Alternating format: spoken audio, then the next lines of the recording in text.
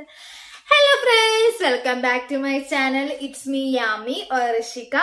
So ഇന്നത്തെ video എന്ന് പറയുന്നത് +2 സ്റ്റുഡൻസിന് വേണ്ടിയിട്ടുള്ള വീഡിയോ ആണ്. So otherwise we can see future nursing students. Okay, നിങ്ങൾ എല്ലാവരും ഇപ്പം ഹയർ സ്റ്റഡീസിന് വേണ്ടി പ്ലാൻ ചെയ്യുന്നവരുണ്ടാകാം. സോ അതിൽ BSc നഴ്സിംഗിലേക്ക് കർണാടക എക്സാമിനേഷൻ അതോറിറ്റി, അതായത് KEA നടത്തുന്ന കോമൺ എൻട്രൻസ് എക്സാമിനേഷൻ ടെസ്റ്റ്, അതായത് CET എങ്ങനെ എഴുതാം, അതിന്റെ എലിജിബിലിറ്റി എന്താണ്, അതിന്റെ അപ്ലിക്കേഷൻ പ്രോസസ് എങ്ങനെയാണ്, ഇതിനെക്കുറിച്ചുള്ള ഒരു ഡീറ്റെയിൽഡ് ആയിട്ടുള്ള ഒരു വീഡിയോ ആണിത്. So watch till and especially for nursing aspirants. നിങ്ങൾ ഇത് മസ്റ്റ് ആയിട്ട് ലാസ്റ്റ് വരെ കാണുക. സോ എന്താണ് CET? CET എന്ന് വെച്ചാൽ എന്താണ്? CET എക്സാമിനേഷന്റെ ഫുൾ ഫോം ആണ് കോമൺ എൻട്രൻസ് ടെസ്റ്റ്. ഇതൊരു സ്റ്റേറ്റ് ലെവൽ ബേസ്ഡ് ആയിട്ടുള്ള എക്സാം ആണ്. കർണാടക എക്സാമിനേഷൻ അതോറിറ്റി ഓർഗനൈസ് ചെയ്യുന്ന ഈ ടെസ്റ്റ്, അതായത് CET പ്രൊഫഷണൽ കോഴ്സിലേക്ക്, അതായത് ലൈക്ക് BSc നഴ്സിംഗ് കോഴ്സിലേക്ക് അഡ്മിഷൻ കിട്ടാൻ ഭയങ്കര ഹെൽപ്ഫുൾ ആണ്. സോ ഈ വർഷം ഈ എക്സാമിനേഷൻ നടക്കുന്നത് April 16 to 17 ആണ്. 2 days ആയിട്ടാണ് ഈ എക്സാം കണ്ടക്ട് ചെയ്യാറ്. So last year also they conducted on April itself, I think. So ഏപ്രിലാണ് കഴിഞ്ഞ വർഷം അവർ കണ്ടക്ട് ചെയ്തത്. ഈ വർഷം അതേപോലെ തന്നെ 16th 17th അവർ എക്സാമിനേഷൻ കണ്ടക്ട് ചെയ്യുന്നുണ്ട്. ഇനി അഥവാ നിങ്ങൾ ഇനി കർണാടകയിൽ എക്സാമിനേഷൻ എടുക്കാൻ പ്ലാൻ ചെയ്യുന്നില്ല, കർണാടകയിൽ BSc നഴ്സിംഗ് ചെയ്യാൻ പ്ലാൻ ചെയ്യുന്നില്ല എങ്കിൽ പോലും ഈ എക്സാമിന് വേണ്ടിയിട്ട് നിങ്ങൾ അപ്ലൈ ചെയ്ത് വെക്കുക. കാരണം നമ്മളെ സ്റ്റേറ്റിൽ നമുക്ക് നമ്പാൻ പറ്റത്തില്ല എപ്പോഴാണ് പണി കിട്ടാന്നുള്ളത്. സോ അവസാന നിമിഷം അങ്ങനെ കരഞ്ഞവർ ഒരുപാട് പേരുണ്ട്. എനിക്ക് ലാസ്റ്റ് ഇയർ എനിക്ക് അറിയായിരുന്നു, എന്നോട് വന്നിട്ട് പറഞ്ഞിട്ടുണ്ട് ഈ എക്സാം എഴുതിയില്ല, സോ കർണാടകയിൽ കിട്ടാൻ ചാൻസസ് കുറവല്ലേ. അഫ്കോഴ്സ് കിട്ടാൻ ചാൻസസ് കുറവാണ്. ഇനി അഥവാ കിട്ടിയാലും അത്രയും ക്വാളിഫൈഡ് ആയിട്ടുള്ള ഒരു കോളേജിൽ നിങ്ങൾക്ക് ഒരു കാരണവശാലും KCET Karnataka common examination test, common entrance test എഴുതാണ്ട് കിട്ടത്തില്ല. So be prepared. ഈ എക്സാമിനേഷൻ എന്തായാലും BSc നഴ്സിംഗ് എടുക്കാൻ ഉദ്ദേശിക്കുന്നവരാണെങ്കിൽ KCET എക്സാം എന്തായാലും മസ്റ്റ് ആയിട്ട് എഴുതിയിട്ടുണ്ടാവണം. സോ ഇതിന്റെ എലിജിബിലിറ്റി റിക്വയർമെന്റ്സ് എന്തൊക്കെയാന്ന് നോക്കാം. CET എക്സാമിൽ കർണാടക കാൻഡിഡേറ്റ്സിനും അതുപോലെ തന്നെ നോൺ കർണാടക കാൻഡിഡേറ്റ്സ്, അതായത് നമ്മളും അവർ സ്റ്റുഡൻസും കർണാടകയിലെ സ്റ്റുഡൻസും ഒരുപോലെ എഴുതേണ്ട എക്സാം ആണ് CET എക്സാം. ഇതിൽ നോൺ കർണാടക ആയതുകൊണ്ട് മാത്രമല്ല ഞാൻ ഈ CET എക്സാം എഴുതണം എന്ന് പറയുന്നത്. കർണാടക സ്റ്റുഡൻസിന് ഒരുപോലെ അവർ എഴുതാൻ കൊടുക്കുന്ന എക്സാം ആണ് CET exam. So non Karnataka കാൻഡിഡേറ്റ്സിന് റിസർവേഷൻ ഇല്ല, നമുക്കറിയാലോ. അവരെടുത്ത് നമുക്ക് റിസർവേഷൻ കിട്ടത്തില്ല. നഴ്സിംഗ് കോഴ്സിൽ മാത്രം അഡ്മിഷൻ നേടാൻ എലിജിബിലിറ്റി ഉണ്ട്. നമുക്കിത് നഴ്സിംഗ് കോഴ്സിന് വേണ്ടി മാത്രം നമുക്ക് എലിജിബിൾ ആയിട്ട് ചെയ്യാൻ പറ്റും. ഫിസിക്സ്, കെമിസ്ട്രി, ബയോളജി സബ്ജക്ട്സിൽ അപ്പിയർ ചെയ്യുന്നവർക്കായിരിക്കും CET ക്വാളിഫൈ ചെയ്യാൻ പറ്റുന്നത്. അതായത് ബയോസയൻസുകാർക്ക് മാത്രമാണ് ഇത് പറ്റുക. പിന്നെ VHSCയിൽ ചില കോഴ്സസ് ഉണ്ടെന്ന് ഞാൻ കേട്ടിട്ടുണ്ട്. I don't know more about VHSC, but still VHSCയിൽ നിങ്ങൾ ബയോ, ഫിസിക്സ്, കെമിസ്ട്രി ഒരുമിച്ച് പഠിക്കുന്നവരാണെങ്കിൽ you can also apply for this exam. BSc nursing prepare ചെയ്യുന്നുണ്ടെങ്കിൽ you can also apply for this exam. അല്ലാത്തവരാണെങ്കിൽ for GNM students you can apply, because ഇത് BSc nursing ആയിരിക്കും വേണ്ടിയിട്ടുള്ള video ആണ്. ഓക്കെ, സോ ഇതിൽ നമ്മൾ ശ്രദ്ധിക്കേണ്ട കാര്യം എന്ന് വെച്ചാൽ CET exam government order number MED 51 RGU 2023 അനുസരിച്ചാണ്. സോ ഇത് April 13, 2023 നമ്മളെ ഗവൺമെന്റ് അല്ല, കർണാടക ഗവൺമെന്റ് ഇത് അപ്ഡേറ്റ് ചെയ്തിട്ടുള്ളത്.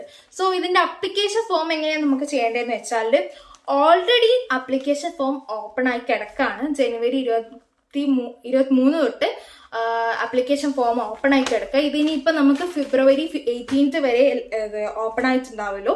28 ആകുമ്പോഴത്തേക്ക് നമ്മൾ ഇതിന്റെ ഫീസ് അടച്ച് തീർക്കണം. ഐ മീൻ അപ്ലിക്കേഷന്റെ ഫീസും കാര്യങ്ങളൊക്കെ അടച്ച് 28 ആകുമ്പോഴത്തേക്ക് ഇത് ക്ലോസ് ആവും. അഥവാ ഇത് എക്സ്റ്റെൻഡ് ചെയ്യുന്നുണ്ടെങ്കിൽ ഞാനിത് അപ്ഡേറ്റ് ചെയ്യുന്നതായിരിക്കും. So till now it's February 18, 2025 and fees അടക്കേണ്ട പേയ്മെന്റ് ഡേറ്റ് വരുന്നത് February 20 വരെയാണ്.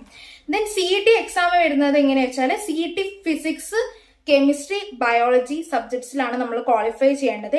എക്സാം ക്രാക്ക് ചെയ്താൽ KEA കൗൺസിലിംഗിലേക്ക് നമുക്ക് എലിജിബിലിറ്റി ആകാം. അങ്ങനെയൊക്കെയാണ് ഇതിന്റെ ബേസിക് കാര്യങ്ങൾ വരുന്നത്. സോ ഇനി ഇതിന്റെ റിക്വയർമെന്റ്സ് എന്തൊക്കെയാണ് നമുക്ക് ഇതിൽ റിക്വയർമെന്റ് മീൻസ് ഡോക്യുമെന്റ്സ് വേണ്ടതെന്ന് വെച്ചാൽ മെയിനായിട്ട് Aadhaar card, then 10th 12th certificate. ഇപ്പം 12th എഴുതിക്കൊണ്ടിരിക്കുന്നവരായിരിക്കും. സോ അങ്ങനെയുള്ളവരാണെങ്കിൽ അക്ഷയയിൽ ചെല്ലുമ്പോൾ നിങ്ങൾ +2ന്റെ സർട്ടിഫിക്കറ്റ് എടുത്തിട്ട് വേണം പോകാൻ വേണ്ടിയിട്ട്. Then caste income certificate if applicable എടുത്തിട്ട് പൊക്കോ. കാരണം അവിടെ എത്തിയിട്ട് ഇതില്ല അതില്ല എന്നൊന്നും പറയാൻ നിൽക്കേണ്ട. Then passport size photo. ഇതാണ് മെയിൻലി ഇപ്പം സൈറ്റിൽ കിടക്കുന്ന ഇൻഫർമേഷൻ പ്രകാരമാണെങ്കിൽ മെയിൻലി ഇതൊക്കെയാണ് നമുക്ക് ഡീറ്റെയിൽസ് കൊണ്ടുപോകേണ്ടത്. പിന്നെ അഥവാ അവർ അവിടുന്ന് കൂടുതൽ എന്തെങ്കിലും പറയുന്നുണ്ടെങ്കിൽ യു ഹാവ് 20th വരെ നിങ്ങൾക്ക് ഡേറ്റ് ഉണ്ട്, 18th വരെ നിങ്ങൾക്ക് ഡേറ്റ് ഉണ്ട്. അതിനുള്ളിൽ, അതായത് പെട്ടെന്ന് തന്നെ നമ്മൾ പോയിട്ട് ഇതിനെ അപ്ലൈ ചെയ്യുക.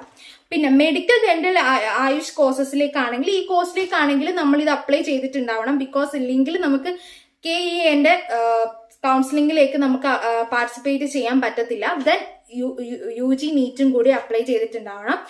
എന്റെ ടൈം എങ്ങനെയായിരുന്നു എന്ന് വെച്ചാൽ I have to apply for NEET മസ്റ്റായിട്ട് അപ്ലൈ ചെയ്തിട്ടുണ്ടാവണം.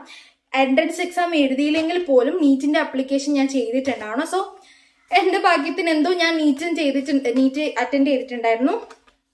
സോ അത് ക്രാക്ക് ആക്കിയില്ല ഞാൻ, അതുകൊണ്ട് നഴ്സിംഗ് എടുത്തു. സോ അതാണ് ബേസിക് ആയിട്ട് നമ്മൾ ശ്രദ്ധിക്കേണ്ട കാര്യങ്ങൾ. So this are the main tips. ഒന്നാമത് നമ്മൾ സയൻസ് ആയിരിക്കണം, സയൻസിൽ ബയോളജി, ഫിസിക്സ്, കെമിസ്ട്രി ആയിരിക്കണം നമ്മൾ എടുത്തിട്ടുണ്ടായി. VHSC ആണെങ്കിൽ പോലും ബയോ, കെമിസ്ട്രി, ഫിസിക്സ് എടുത്തവർക്കാണെങ്കിൽ ഇത് അപ്ലൈ ചെയ്യാൻ പറ്റും. പിന്നെ ഇതിന്റെ ബുള്ളറ്റിൻ ഹെൽപ്പ് ഡെസ്ക് ഒക്കെ ഉണ്ട്. സോ അതിന്റെ ഡീറ്റെയിൽസും കാര്യങ്ങളൊക്കെ ഞാൻ ഡിസ്ക്രിപ്ഷനിൽ കൊടുത്തിട്ടുണ്ട്.